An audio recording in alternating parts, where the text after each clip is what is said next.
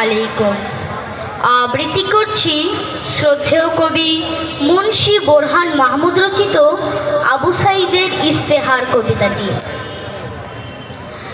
টানে টানে করে পেতে রাখা সিনার কারদে একটা বুলেট বন্দি করে নিলাম, অতঃপর আরো একটি বুলেট হজম করে দিলাম, অতঃপর আরো আরো আরো আরো। ইচ্ছে ছিল তোদের সবগুলো বুলেট গ্রেনেড বন্দি করে ফেলবো চিতিয়ে রাখা এই প্রশস্ত বুকের পাজরে।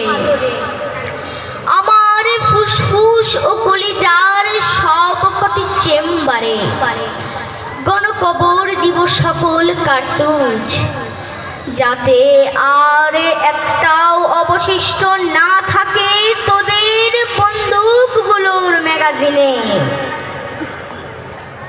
পয়েন্ট ব্ল্যাঙ্ক রেঞ্জ থেকে টার্গেটে ছুটে আসা তীব্র গতির বুলেটের ধাক্কায় কেউ কি আমাকে ও আমার সংকল্পকে টলে উঠতে দেখেছিস?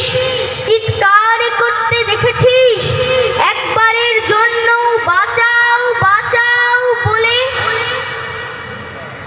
পঙ্গপালের মতো ছুটে আসা সবগুলো বুলেটের সামনে আমি আগুনের ফাঁদ হয়ে দাঁড়িয়েছিলাম, শিখার মতো হেলে দুলে আকর্ষণ করছিলাম কেবল মাত্র আমারই দিকে।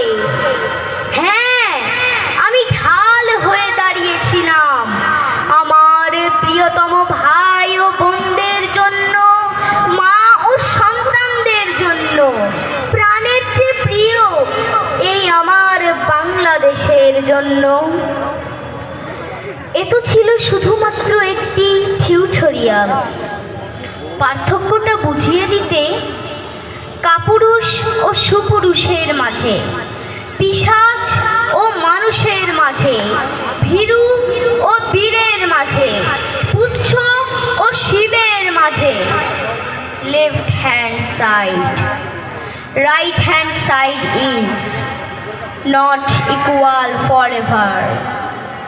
আমার এই শিরা উপশিরায় টকবক করতে থাকা খুন বিদ্রোহ করে বেরিয়ে আসছিল চোখ, নাক ও মুখ দিয়ে মহাবিপ্লবের বীজ হয়ে।